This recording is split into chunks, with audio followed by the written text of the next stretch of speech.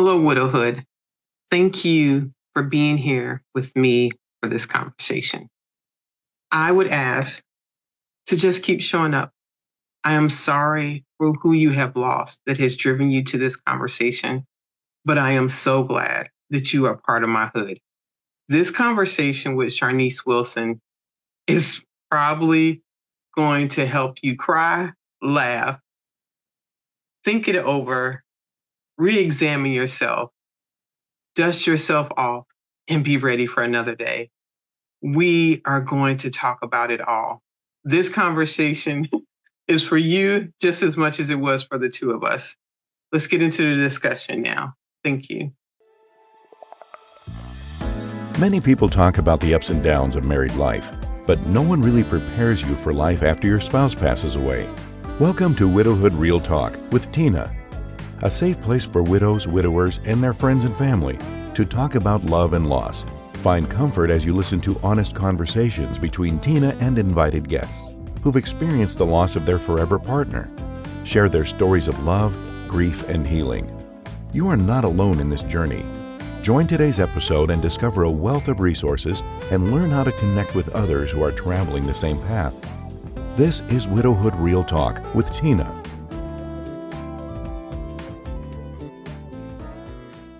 Hello, Shaw. How are you doing this evening? I'm doing good. How are you? Doing good. And I just say this evening because we know that question can be super broad when someone says, how are you doing? And then your mind goes through a Rolodex and you stuck them on. Right. Like you mean this year? Right. That part. It's just so I have learned to put it within constraints this hour, this second, this evening, and this moment. Mm-hmm. And I want to welcome you to the widowhood, even though you already was here, but just on this particular conversation altogether. Well, thank you. I appreciate it. Thank you. And I cannot help but check out the bedazzle there. Can you stand up a little bit so we can see what's going on with there? I can't stand, but. Ooh, okay. Okay, so tell me about this. Tell us about this. Yeah, it's a specialty. Typically, the way I have been doing merchandise, my Grief is Ghetto merchandise is just a flat color, and then everything I wear is glitter. So when I launched my Christmas wave, I said, well, let's do a cute little powder blue and let's glitter it. Now, I only had one friend to order it, and oh my God, so cute. She ordered the sweatshirt, not the hoodie. But it's so cute with the glitter. She was like, girl, I love this. But it is still available on my website, okay. www.charniahwilson.com. And you can still order the little glittery blue if you like. Because she's going out of style now. We got to go and get into some spring color. Okay, well, so I may have to go ahead and drop on and get me one of those. Now, who does? So you have them. Are you doing them, or how are they being produced? How's this working? Absolutely not. I have a great person I work with. Her name is Lauren Blue, and her company is Blue Custom Design. And she actually created the logo, Grief is Ghetto. She has been working with me for years. When I had other businesses, she helped me with those. I coach high school dance. She does their uniform. She is like, Lauren is, I need her. So yeah, she created the logo. And then once she created the logo, I was like, hey, I want to start, doing shirts and hoodies and all of that. So she, you order from the website. I basically send the orders to her. She does them, and then I can pick them up. And I like that she's local. So if I make a mistake, which I always do, I'll warning. I'll mess it up like, oh, that's supposed to be a 2X, not a 3. Lauren, can I get it? She's like, I got you. Come get it. Okay. So I appreciate that. She's very, very, very hardworking. She's great, and she works with me in good and bad. She works really well with me. So yeah, shout out to Lauren.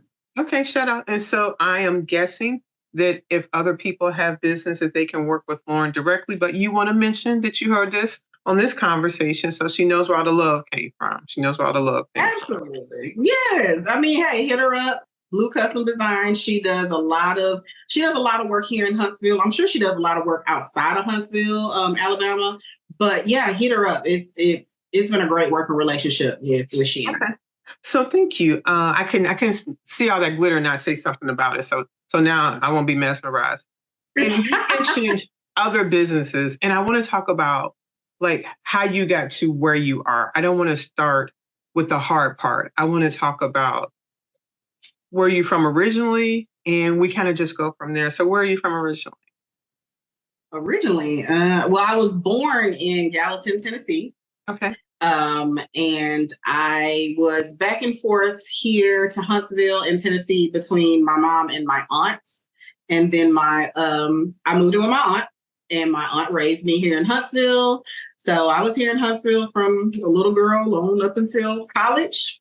I went to undergrad at Alabama State University in Montgomery and got my degree that I don't use in I'm not going to say that. I use it sometimes, but I got my degree, my bachelor's in journalism. So communications, basically, journalism, PR. And then I got a master's in entertainment business from Full Sail because, going back to school was cool, I guess. And then, hey, I lived in Atlanta for 7 years. Enjoyed it. And then I moved back here to Huntsville to help take care of my aunt until she passed in 2022. During the time I was in Georgia, I launched a blog called Oh Snap 90s Blog because I just love the 90s. And I ran that for a little while. When I moved here to Huntsville, I started a 90s dance workout class that I may bring back. I'm not sure. People are DMing me about it. We'll see. But a 90s dance workout class called Shaw's Shakedown, where we only dance to 90s music. We warmed up to 90s music. We cooled down to 90s music. I taught just a cute little routine to 90s music. Even for non-dancers, it's just a fun workout to reminisce, hear some good music, and just have a good time. And I did that while I was coaching. And then, of course, tragedy struck in 2021 and Grief is Ghetto was born. So I've done a few different things before. Just a little bit. Okay, so the Shaw Shakedown. Mm-hmm. Is that still found on YouTube, or where can one find those if they want to? I still have an Instagram page where you can see some of the classes I used to teach. Well, some of it I showed like the dances and stuff. It was a good time. And like I said, I've been getting DMs for, people want to see like, hey, can you bring that back? Periodically, you may hear a dog barking. There are dogs here. I'm trying to stop them. Cannot control the pets. Listen, they can't be controlled. They hear a door closed and they want to know what's going on. But oh my gosh. Yeah, Shaw's Shakedown was a blast. I have been thinking about bringing it back. It just became a little bit stressful when I was doing it along with coaching. Well, okay, I'm now mesmerized by the Shaw breakdown. I'm totally like a squirrel over here. Like, what started that? How did that come about? Do you recall? I've danced I've been dancing since I was about 5. And I've always been involved in dance. I did ballet, I did jazz. I did dance and cheer in middle school. I danced in high school. I danced in college. I was singing in college. And once I stopped dancing in college, I started coaching. And then I started doing, I pledged Duck Sigma Theta.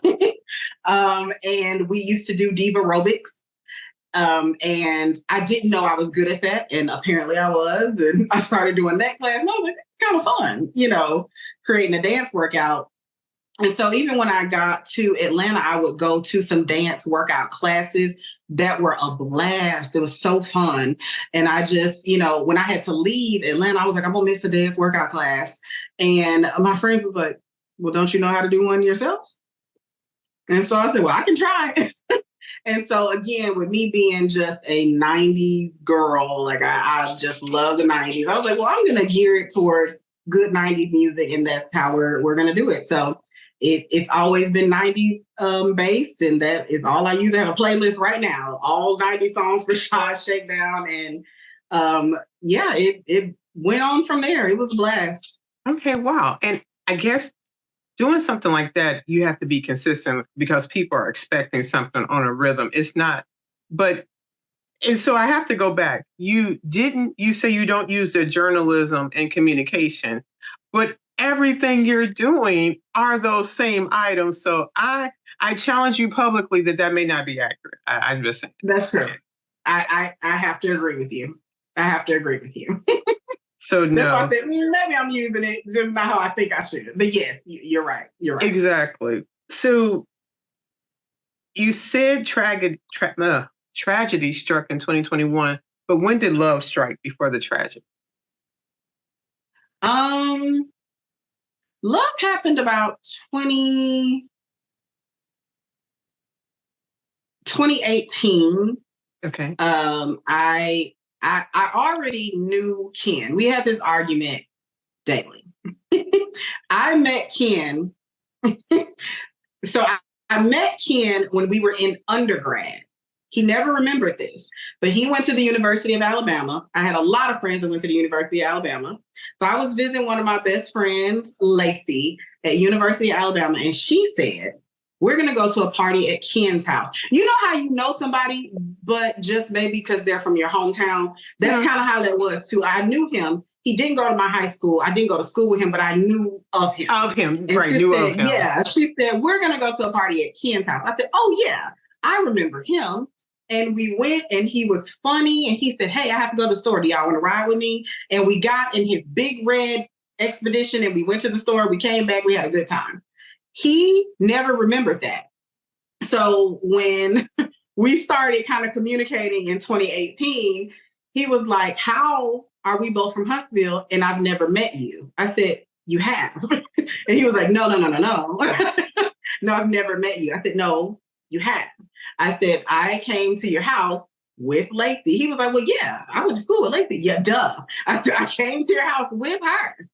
And we got in your big red Expedition. I said, is that your car? He was like, how do you know that's my car? Because we got in it to go to the store. He was like, what? For this? So I don't know what was going on here. He never remembered that. But that was when I met him officially. Okay. We started communicating in 18, and it kind of blossomed